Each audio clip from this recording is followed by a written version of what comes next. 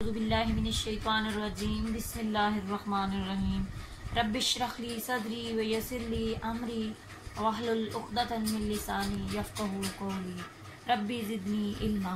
अस्सलाम वालेकुम students, I hope you will be fine, taking care of your health and protecting your salat and also keeping fast. Today I will give you the lecture on effects of water and dietary fiber. So students, water and dietary fiber are not considered as nutrients. Okay, they play important role in our life, but as they are not considered as nutrients. First we start water. Students, water that we use in our daily life, approximately 60% of our adult human body is composed of water. एक इंसान की human जो adult body है, adult human body जो इसकी composition है वो है 60%। इससे ह्यूमन की बॉडी कंपोज हुई है। Nearly all life sustaining chemical reactions require an aqueous environment, means के तकरीबन तमाम जितने भी केमिकल्स बॉडी के अंदर जितने भी केमिकल्स रिएक्शंस हो रहे होते हैं उनको एक एनवायरनमेंट की ज़रूरत होती है। उसको एक्वस एनवायरनमेंट कहा जाता है, जिसका मतलब है वाटरी एनवायरनमेंट। तो उनके लिए वाटर, ये जो एनवायरनमेंट है, जो एक्वस एनवायरनमेंट है, केमिकल्स रिएक्शंस को करवाने के लिए, बॉडी के अंदर बढ़ाने के लिए, उनको एनहांस करने के लिए वो किस चीज़ की ज़रूरत होती है? वाटर की होती है। और वाटर जो है वो तकरीबन जो water also functions as the environment in which water soluble food stuff is absorbed in the intestines and waste products are eliminated urine. अब होता क्या है कि हमारी बॉडी के अंदर जैसे कोई भी स्पेशली कोई जो एंजाइम्स हैं उनके रिएक्शंस जो हो गया, या मेटाबॉलिक जो रिएक्शंस हो गए, जितनी भी सरगर्मियां होंगी उनका बगैर, अगर हम कहें कि वाटर के बगैर ये एंजाइमेटिक रिएक्शन होगा तो ऐसा कहना दुरुस्त नहीं है, क्योंकि जब होंगे वाटर होगा तो उसके बाद एंजाइमेटिक रिएक्शंस भी होंगे। और होता क्या है कि हमारी बॉडी के अंदर ये जो है अब्जॉर्ब होता है, वाटर जो है इंटेस्टाइन्स के अंदर है, अब्जॉर्ब होता है। और जब ये इंटेस्टाइन्स छोटी छोटी आंतें होती हैं उनके अंदर, और उसके बाद जितना भी वेस्ट प्रोडक्ट्स होता है उसको एलिमिनेट हो जाता है, निकल जाता है यूरिन के ज़रिए से। इसी तरह एक और बहुत ज़रूरी है वाटर के, another essential role of the water is maintain to body temperature. दूसरा जो इसका रोल है वो क्या करता है? मेंटेन करता है बॉडी टेम्परेचर को।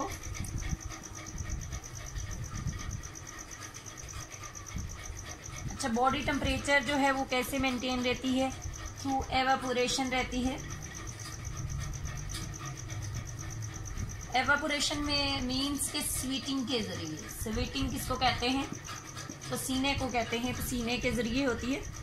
इसी तरह अगर तो बॉडी के अंदर वाटर की कमी हो जाए, मतलब डिहाइड्रेशन हो जाए, डिहाइड्रेशन का मतलब है रिमूवल ऑफ वाटर, तो फिर उसके रिजल्ट में जो कार्डियोवास्कुलर प्रॉब्लम्स होती हैं, जितने भी हार्ट डिजीज़ होती हैं, वो भी रिजल्ट्स में प्रोड्यूस हो जाती हैं, वो भी आती हैं। एस्टिमेट ये किया जाता है कि तकरीबन एक अडल्ट को जो वाटर लेना चाहिए वो कितनी मिकदार में लेना चाहिए? 2 लीटर जो है, एक अडल्ट को कितने लीटर वाटर लेना चाहिए? 2 लीटर पर डे, इतना वाटर लेना चाहिए। और जो वाटर की जो सोर्सेज हैं वो स्टूडेंट्स, वाटर की जो सोर्सेज हैं आपको पता है, वाटर की सोर्सेज मिल्क हो गया, जितने भी फ्रूट्स हो गए जिनके अंदर जूस होता है, जूसी फ्रूट्स हो गए, वेजिटेबल्स हो गई, ये तमाम की तमाम सोर्सेज हैं जो कि हम लेते हैं। हमारे पास है डाइटरी फाइबर। डाइटरी फाइबर को जो है वो रफ एज कहा जाता है। ये इसको रफ एज क्यों कहा जाता है? क्योंकि ये इनडाइजेस्टेबल है, इस वजह से इसको कहा जाता है रफेज। ठीक है, it is the part of human food that is indigestible. ये कहाँ पे होता है? It is found in only in plant food. Plant foods के अंदर होता है और ये मूव करता है undigested through stomach and then intestine into colon. For example हमारी बॉडी कोई भी खुराक लेती है, खुराक लेने के बाद हमारी बॉडी में थ्रू स्मॉल इंटेस्टाइन्स और स्टमक के ज़रिए जाके वो खुराक कॉलन में जाती है और वहाँ जाके जब वो फिक्स हो जाती है तो फिर वहाँ से जो वेस्ट मटेरियल होता है, जो वेस्ट होगा वो पास हो जाता है। ठीक है, तो यहाँ पे it moves undigested through stomach and small intestine and then into colon. The insoluble, there are two types of dietary fiber, that is soluble and insoluble. That is soluble and insoluble. Soluble जो है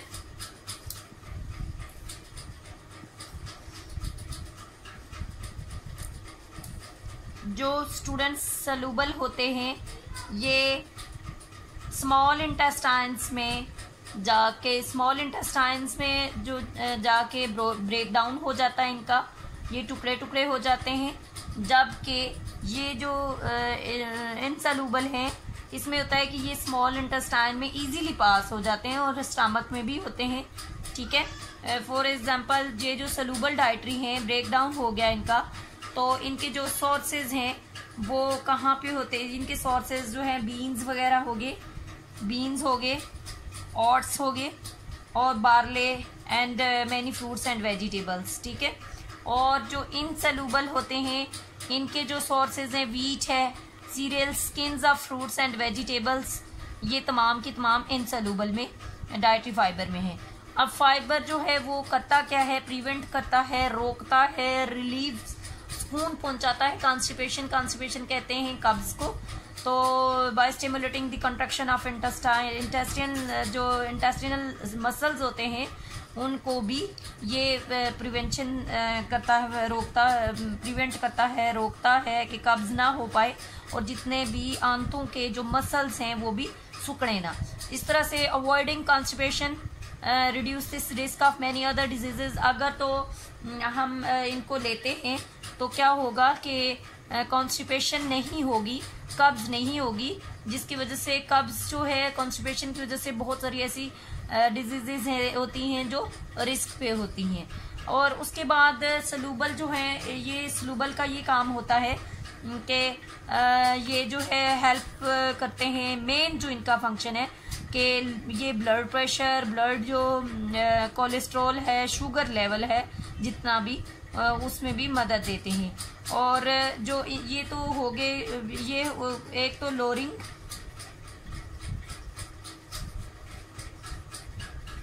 blood cholesterol हो गया और and sugar level हो गया। इस एक तो इस चीज को ये हेल्प देते हैं। और जो इनसलूबल होते हैं ये स्पीड अप करते हैं, ये स्पीड अप करते हैं किसकी? वो मॉलिक्यूल्स की मूवमेंट के, तमाम उन मूवमेंट कार्सिनोजेन्स की मूवमेंट स्पीड अप,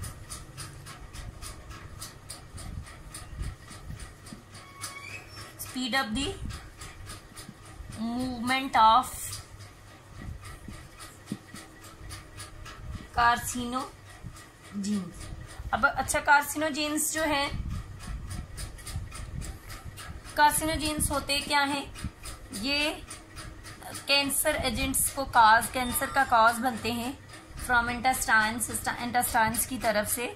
सो जो फाइबर है, फॉर एग्जांपल हम जो इसबगोल लेते हैं, वीट वगैरह लेते हैं, ये तमाम का तमाम फाइबर में आता है। और जब ये हमारी बॉडी के अंदर जाते हैं, ये स्टमक के ज़रिए जाते हैं, इंटेस्टाइन में जाते हैं, वहाँ ये कंट्रक्शन करते हैं, फिर डाइजेशन जितनी भी होती है वो प्रॉपरली होती है। सो स्टूडेंट्स, नेक्स्ट जो है वो हमारे पास है बैलेंस डाइट।